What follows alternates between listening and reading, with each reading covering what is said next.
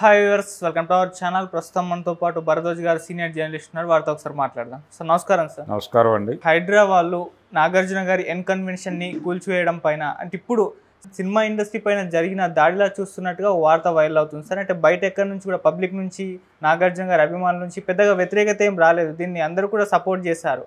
Cinema industry వాళ్ళు కూడా ఎక్కడ బహిర్గతంగా దీన్ని ఖండించలేదు. అయితే కానీ వాళ్ళు మాత్రం లోపల అసంతృప్తి వ్యక్తం చేస్తున్నట్టుగా వార్తలు వస్తున్నాయి. ఒక పెద్ద హీరోయిన్లో సినిమా హీరోలు, ఇండస్ట్రీ పెద్దలు, ప్రొడ్యూసర్లు అందరూ ఒక మీటింగ్ ఏర్పాటు చేసుకొని దీనిపైన అసంతృప్తి వ్యక్తం చేసినట్టుగా కూడా తెలుస్తుంది సార్. మరి దీన్ని మీరు ఏ విధంగా చూస్తారు సార్?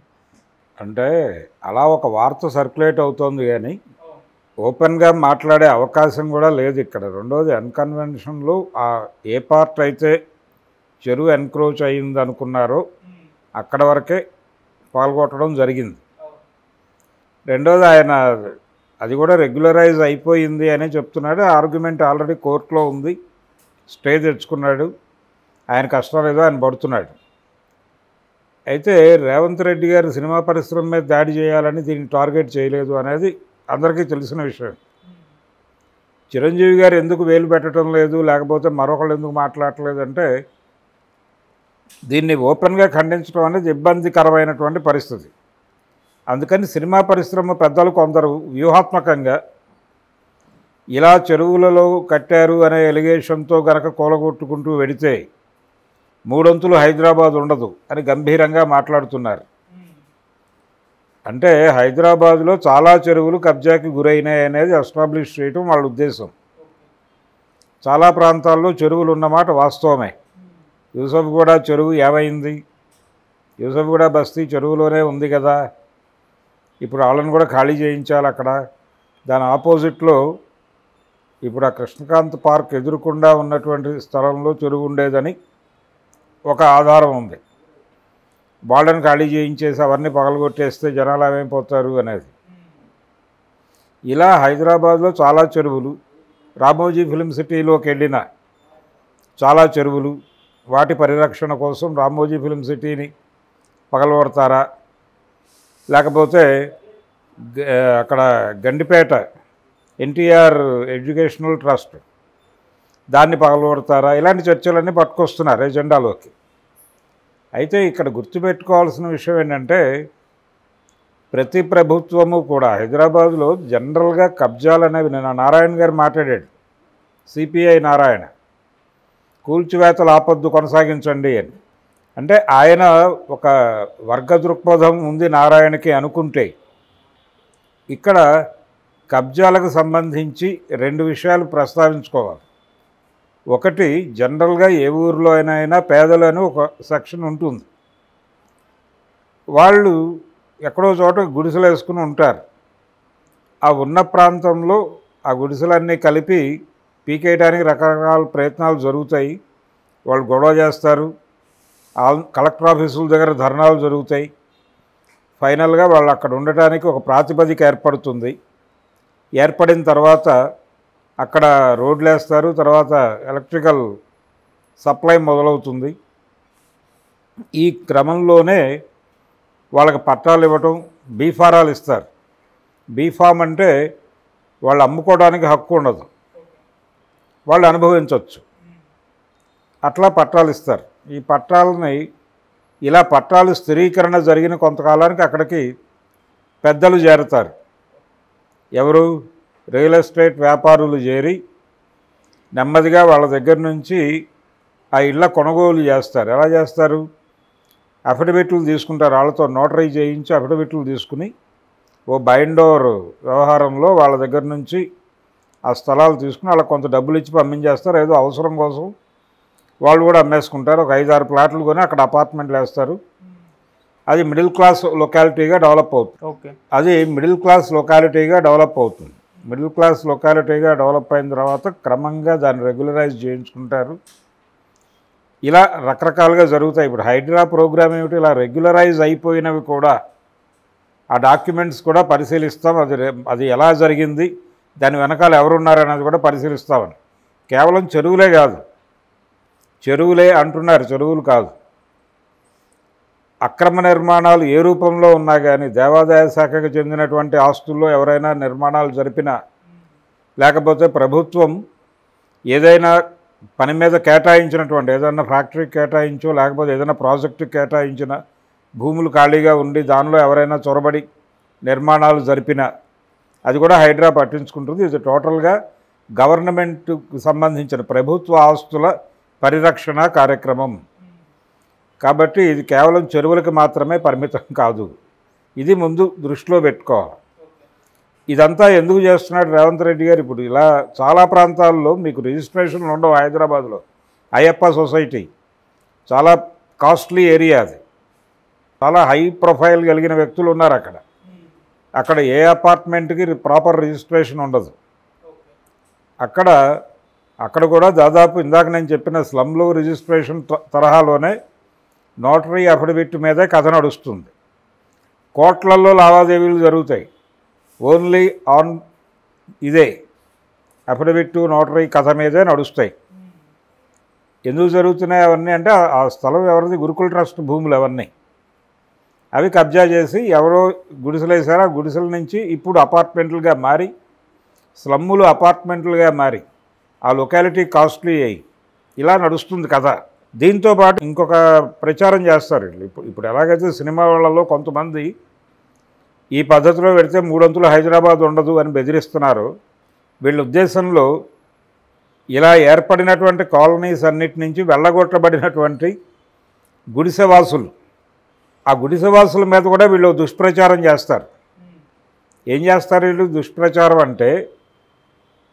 వీళ్ళకి అదే పని, ఎక్కడో చోట ఆక్రమించుకుంటారు, వాళ్ళకి బీఫారాలు ఇచ్చిన తర్వాత అమ్మేసుకుంటారు, మళ్ళీ పోయి ఇంకెక్కడో ఆక్రమించుకుంటారు. ఇదే జీవితం వీళ్ళకి. అమ్ముకోవడం ఆక్రమించుకోవడం ఇదే చేస్తారు వీళ్ళు అని ఒక బ్రాండ్ చేసేస్తారు కొన్ని కమ్యూనిటీస్ని. ఎవరికైతే ఈ దేశంలో ఆస్తులు ఉండవో, ఎవరికైతే ఉండటానికి ఇల్లు ఉండదో వీళ్ళ మీద ఆ బ్రాండ్ వేస్తారు. ఎందుకు అమ్ముకుంటారు? ఎందుకు అంత తక్కువ ధరలకు అమ్మేసుకుంటారు? తర్వాత కోట్లలోకి ఎందుకు వెళ్ళిపోతున్నాయి ఆస్తులు? ఈ చర్చ ఎవరు చేయరు. మళ్ళీ ఇలా మాట్లాడుతున్న సినిమా పెద్దల్లో కమ్యూనిస్ట్ పార్టీతో సంబంధాలు ఉన్నవాళ్ళు కూడా ఉన్నారు. అందుకని ఒక గందరగోళం క్రియేట్ చేస్తున్నారు దీని వెనకాల. ఇదంతా నడుస్తున్న కథ, కానీ ఇది దేనికోసం జరుగుతోంది అనేది ఒకటే మాట్లాడుకుందాం మనం. అదొకటే పరమార్థం. హైదరాబాద్ సిటీకి సంబంధించి అసెంబ్లీ ఎన్నికల్లో కాంగ్రెస్ పార్టీకి ఓట్లు తక్కువ వచ్చినాయి, బీఆర్ఎస్కి ఎక్కువ ఓట్లు వచ్చినాయి, ఎక్కువ సీట్లు వచ్చినాయి. ఇది వాస్తవం. పార్లమెంట్ ఎన్నికల్లో బీఆర్ఎస్కి గతంలో అసెంబ్లీ ఎన్నికల్లో బీఆర్ఎస్కి వెళ్ళిన ఓటర్లు బీజేపీ వైపు టర్న్ అయ్యారు. అది కూడా విజిబుల్గా కనిపించింది. సో ఇప్పుడు సిటీ ఓటర్ని తన వైపు తిప్పుకోవడం అనేది ఒక ప్రోగ్రాం ఉంది రేవంత్ రెడ్డి ముందు. దాంతోపాటు మిడిల్ క్లాస్ని తన వైపు తిప్పుకోవాలి, జనాల్ని తన వైపు తిప్పుకోవాలి, తనని తాను ప్రొజెక్ట్ చేసుకోవాలి.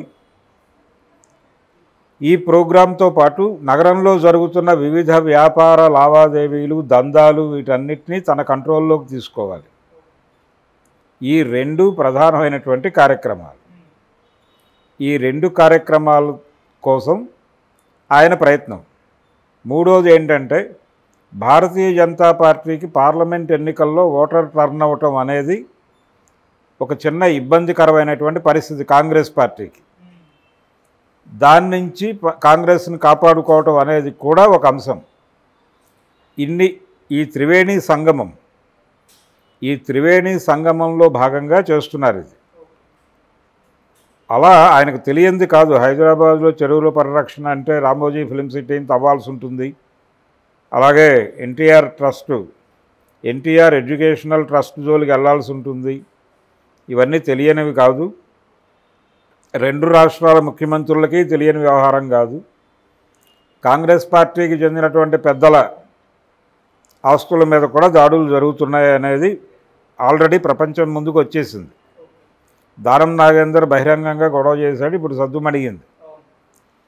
అంటే వీళ్ళందరికీ కూడా ఒక హామీ ఇస్తున్నాడు ఆయన, కంగారు పడకండి, తొందరపడకండి, ఇది ఒక పెద్ద వ్యూహంలో భాగంగా జరుగుతోంది, మీకు నెమ్మదిగా కాంపన్సేషన్స్ దొరుకుతాయి, వెయిట్ చేయండి, ఓర్పు సహనం ఉండాలి అని ఉద్బోధ చేస్తున్నాడు. భగవద్గీత కూడా చెప్తున్నాడు ఆయన ఈ మధ్య. విషయాన్ని విషయంగా చూడండి తప్ప పర్సనల్గా తీసుకోకండి అని భగవద్గీతను ఉటంకించాడు రేవంత్ రెడ్డి గారు. అది నాగార్జునకు కూడా చెప్పాడు, మీరు ఆందోళన చెందకుండా ఈ క్రతువుకి సహకరిస్తే మీరు తర్వాత లబ్ధి పొందే ఛాన్సెస్ ఉన్నాయి అనే హింట్ కూడా ఇచ్చాడు ఆయన భగవద్గీతను అడ్డు పెట్టుకుని. సో ఇది జరుగుతున్నది ఒక ప్రయోజనం కోసం జరుగుతోంది, ఒక రాజకీయ ప్రయోజనం కోసం జరుగుతున్నటువంటి యజ్ఞం. యజ్ఞం అంటే యుద్ధమే, అదే జరుగుతోంది. అంతకు మించి నాగార్జున మీద కేంద్రీకరించి జరగటం, లేకపోతే ఆయన్ని టార్గెట్ చేయడం ద్వారా 2 ప్రయోజనాలు నెరవేరుతాయి. ఒకటి, బీఆర్ఎస్కి వార్నింగ్ వెళ్తుంది, అలాగే జగన్మోహన్ రెడ్డికి తత్సంబంధీకులకి కూడా వార్నింగ్ వెళ్తుంది. ఇది కూడా వ్యూహంలో భాగమే. అందుకని నాగార్జున్ని టార్గెట్ చేశారు. అది కూడా ఎక్కడైతే ఆ ఎన్క్రోచ్మెంట్ ఉందో ఆ ఏరియా వరకే పరిమితమైంది. కోర్టు నుంచి ఆయన స్టే తెచ్చుకుంటాడని తెలియంది కాదు వీళ్ళకి. ఇది ఏం జరుగుతుంది అనేది వాళ్ళకి చాలా అనుభవాలు ఉన్నాయి. ఈ అనుభవాల రీత్యా ఇది పొలిటికల్ గేమ్. దీనిలో జనాల్ని తన వైపు, ఇప్పుడు ఆయన సినిమా వాళ్ళు మాట్లాడినట్టు హైదరాబాద్లో మిగిలిన చెరువుల పరిరక్షణ చేయబడితే, యూసఫ్గూడ బస్తీలు ఇవన్నీ ఖాళీ చేయిస్తాయి, కాంగ్రెస్ పార్టీకి ఒక్క ఓటు కూడా పడదు. కాబట్టి ఆ జ్ఞానం ఉంది. ఓట్లని కన్సాలిడేట్ చేసుకోవటము, పెద్దల్ని ఇది వర్గ పోరాటంగా మార్చటం, ఈ వర్గ పోరాటంగా మార్చటం అనే కార్యక్రమానికి ఈయన మద్దతు ప్రకటించాడు నారాయణ గారు ఆ ముక్క అంటే దానికి వర్గ పోరాట లక్షణం వచ్చేసినట్టే. పేదలకి పెద్దలకి మధ్య జరుగుతున్నటువంటి ఈ యుద్ధంలో పేదల కోసం పెద్దల మీద యుద్ధం చేస్తున్నటువంటి ఒక సైనికుడిగా రేవంత్ రెడ్డి ప్రొజెక్ట్ అయిపోతాడు. అంచేత సిపిఐ నారాయణ గారితో ఒక అధికార ముద్ర ఇచ్చేశారు ఆయనకి. అలా క్రతువు ప్రాపర్గా జరుగుతోంది. దీని మీద ఎక్కువ చర్చించి ఎక్కువ గందరగోళపడి సినిమా పరిశ్రమ ఇక్కడి నుంచి తరలిపోతుందా దాకా చర్చిస్తున్నారు. ఎందుకు వెళ్ళిపోతారు వాళ్ళు? వాళ్ళందరికీ రిజిస్టర్డ్ స్థలాలు ఉన్నాయి ఊరంతా. వాళ్ళందరికీ చాలా ప్రభుత్వం అప్పనంగా ధారాదత్తం చేసినటువంటి భూముల్లో కట్టుకున్న స్టూడియోలు ఉన్నాయి. ప్రభుత్వాన్ని మభ్యపరిచి ఇతర ప్రయోజనాల కోసం, అంటే ప్రభుత్వం సినిమా నిర్మాణానికి ఇచ్చిన స్థలాన్ని ఇతర ప్రయోజనాల కోసం అమ్మేసుకుని వెళ్ళిపోయిన వాళ్ళు ఉన్నారు అక్కడ. ఇండస్ట్రీ పెద్దలు, సూపర్ స్టార్ కృష్ణ గారు లాంటి వాళ్ళు. కాబట్టి ఇదంతా పార్ట్ ఆఫ్ ది గేమ్ అంతే. ఇక్కడ పేదలకు జరిగేది లేదు, పెద్దోళ్ళకి జరిగే వినాశనము లేదు. రేవంత్ రెడ్డి గారి ప్రయోజనం కోసం జరుగుతున్న డ్రామా అంతే. హైడ్రామా అనుకోవచ్చు. High drama, okay sir. అంటే నాగార్జున గారి పైన ఇటు బాబు గోగినేని గారేమో బిగ్ బాస్ హౌస్ నుంచి హోస్ట్గా తీసేయాలని ఆయన ఒక విమర్శ చేశారు. సిపిఐ నారాయణ గారేమో 10 సంవత్సరాలు అద్దె కూడా కట్టించుకోవాలని ఆయన ఒక స్టేట్మెంట్ ఇచ్చారు. మరి వీటిని ఏ విధంగా చూస్తారు సార్? అదే వర్గ పోరాటం. ఆయన్ని వర్గ పోరాట యోధుడిగా ప్రొజెక్ట్ చేయడం కోసం నారాయణ గారి తాపత్రయం. రేవంత్ రెడ్డి అనేటువంటి నాయకుడిని వర్గ పోరాట యోధుడిగా ప్రొజెక్ట్ చేయడం కోసం నారాయణ గారు కూల్చివేతలు ఆపొద్దు, కొనసాగించండి అంటున్నాడు. ఈ కూల్చివేతలు ఆపొద్దు, ఆక్రమణలు వద్దు అంటే చాలా ఆయన పార్టీకి నష్టం జరుగుతుంది. ఆ విషయం ఆయన ఆలోచించాలి. అంటే పెద్దలు జరిపిన ఆక్రమణల్ని మీరు చట్టం దృష్టిలో ఏ ఆక్రమణ అయినా ఒకటే అంటాడు రేపు పొద్దున్న రేవంత్ రెడ్డి. పేదలు ఎక్కడైనా ప్రభుత్వ స్థలంలో పోరంబోకు భూముల్లో ఇల్లేసుకుంటే కూల్చివేయి, మరి మీ నారాయణే చెప్పాడు కదా అంటాడు రేపు పొద్దున. అదో ప్రమాదం ఉంది. వర్గ పోరాట యోధుడు కాస్త అప్పుడు వేరే రకంగా కనిపిస్తాడు ప్రపంచానికి.